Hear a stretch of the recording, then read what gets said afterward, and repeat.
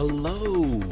Now for something a little bit different to my normal stuff. This is actually a video response to Paul Bradley, who asked the question: if you were put on a desert island, totally lost, stuck on the desert island, and somehow you had magic pixies that could provide you with the necessaries, what 10 games and systems would you pick? And that is a difficult question, because I'm sure there's other games that would pop into my head at some point, and I would just, if I was on this island and I picked these 10 games and I suddenly thought of something else, it'd be like, oh no, that's not good, I want that game. 10 games is not a lot, it really isn't, but I'm going to make my best shot. No order there's no order at all. I couldn't say what my favourite ever game was. It's an impossible task. You know, I mean, there's games not on this list that I would consider some of my favourite ever games, but on a desert island that wouldn't work, and also some of them don't even run anymore. They were online games, and they've gone, unless you go on to some, you know, that they are around but not in the same form. So anyway, my first game I'm going to pick, pretty obvious from the gameplay footage you can see, Gran Turismo 5 on the PS3 or 6, but I've never played 6, so it's only just come out. And to be honest, I played GT5 that much, I probably wouldn't be that bothered about 6, because it's not going to be that much different, I don't think. But yeah, GT5, brilliant. When I say GT5, I don't mean Grand Theft Auto, that's GTA of course, it's Gran Turismo. Great game, takes a bit of getting into, and as you can see, I'm not brilliant, but then again, I was recording this on my capture device in total silence, and it's amazing how hard it is. I just couldn't play. You can, you know, I mean, I take all my cues from sound. I don't look at my speedo, I don't do anything like that. I just listen to the engine notes, and obviously and skid in, you can hear it coming on, and you can't when you're playing in silence, so you have to excuse my very poor lap time of the Nürburgring here. And also the Stratos, which I thought would be fantastic, isn't. It's awful. It was a lot easier to handle in Sega Rally, I tell you. Anyway, that's the first one. The second one, and I've took a lot longer than I wanted with that. The second one is Super Ghouls and Ghosts for the SNES. Just classic. I can't say any more than that. As far as platform games, it's hard to beat. I just love the Ghouls and Ghosts series in general. Well, some of them. The newer ones you can forget, they're just total poo-doo. But the old ones, the Mega Drive and the SNES, top quality stuff.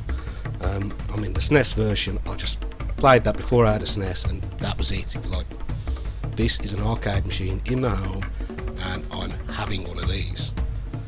There was other games that impressed me. Gradius was quite impressive to look at, F-Zero, things like that, but Ghouls and Ghosts is the one that swung me to say, yeah, I'm going to get a SNES as soon as they come out, and I did. Third game is Revenge of Shinobi for the Mega Drive.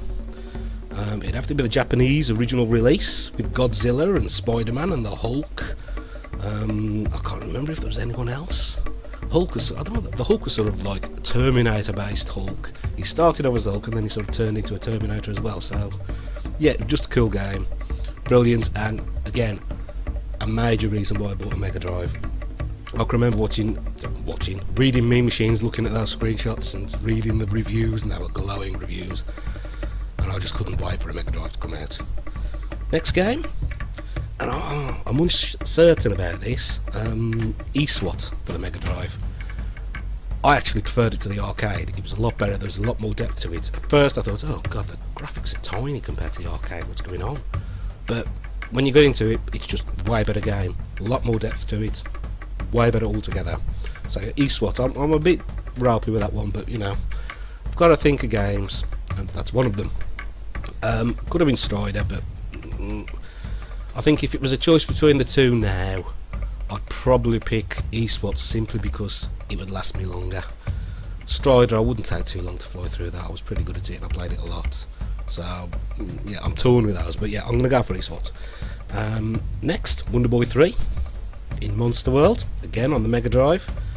I could have said Wonder Boy on the Master System, Dragon's Trap, which is really my favourite, but the Mega Drive one was pretty nice. It got way advanced graphics, and I enjoyed that a lot as well. It's very similar, not quite the same, but still good in its own way. So I think I'll pick that just simply because the Master System graphics now on most things just are too appalling to contemplate.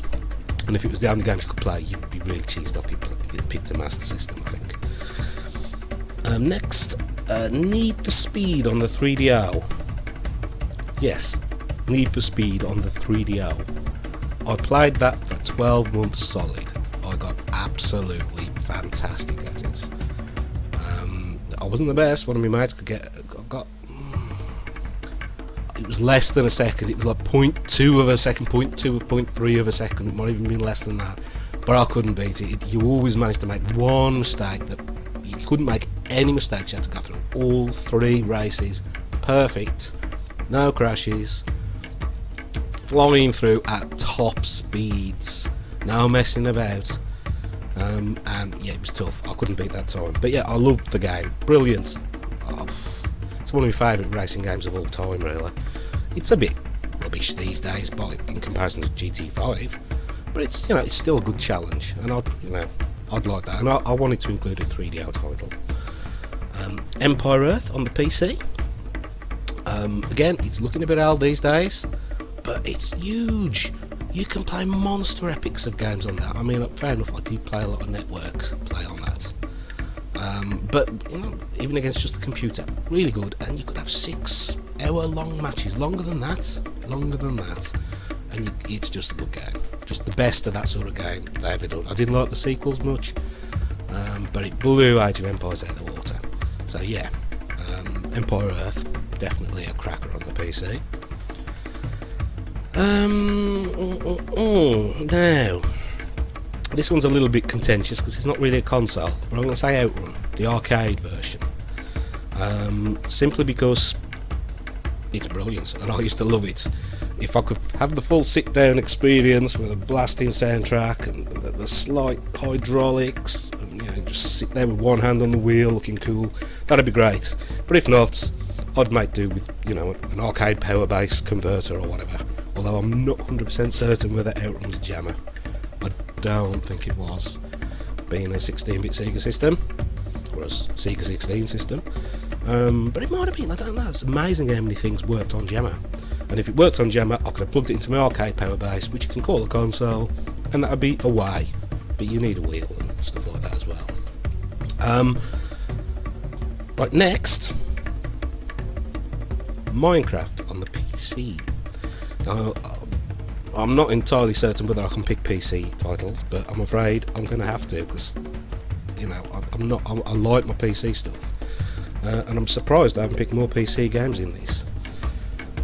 But yeah, Minecraft, it gets you going, and, you know, it's online. You'll be able to talk to people, so it'd be great. You know, it'd be a good game to have on a desert island when you've got no one else there, because you could connect up if you're allowed to connect up. But, you know, most games these days, you need to connect up. You know, if anyone picked a PS4 or an Xbox One title, they ain't going to get very far without an online connection. So I think that's a valid choice. Minecraft, there's so much to do, so many mods, so much happening with it, it would keep you busy. And you wouldn't get too bored of it. Well, you would, but, you know, if you've only got 10 games, you're going to get bored of them all really quickly, and you're probably going to start doing other things like hunting pigs, finding conches, and, you know, trying to avoid the natives, perhaps try and cook the natives if you're hungry. I mean, I wouldn't like being stuck on a desert island. It would not be good. Lastly, because I think I'm almost to the end of my footage here, Sega Rally, for either the Dreamcast or the arcade, obviously. Again, I loved it. I like my driving games, and that was a classic game. It's a bit short these days, and I probably regret picking it if I was actually on the island, but I really liked it, and I can't leave it out the list because it's a classic, seminal classic. So yeah, those are my choices, and that's about it really. All I can talk about now is this footage. You can see I'm crashing like mad. Where am I?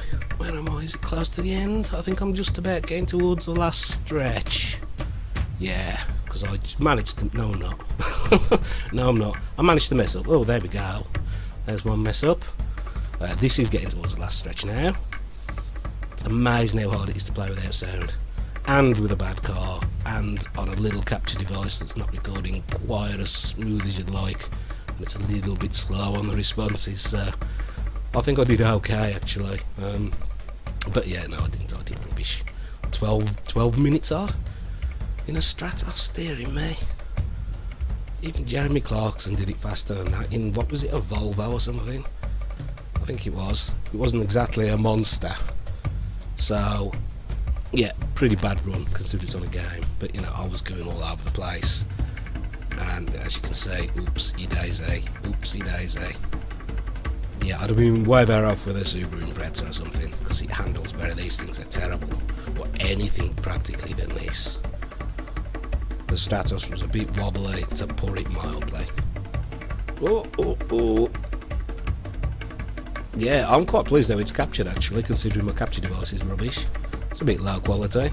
I had a real game connecting the PS3 to it, because it's connected to HD, you know, with HDMI on my TV, and obviously it doesn't work on a standard capture card, so you've got to try and set all the settings down, which is difficult because you can't see what you're doing then. You know, so I sort of got connected to the TV and the capture card and sort of trying to... Oh, it was a bit of a pain. But I got it working, I'm quite happy. But it's a bit of a silly thing to do, really, because I've only got GT5 for it. It's all I've ever owned for the PS3. Absolutely no other games. I'm so semi-tempted to try GTA 5, I must admit. But I ain't paying full price for that, because I know I'll play it for a couple of hours, and then that'll be it for me. I played GTA 3 a lot.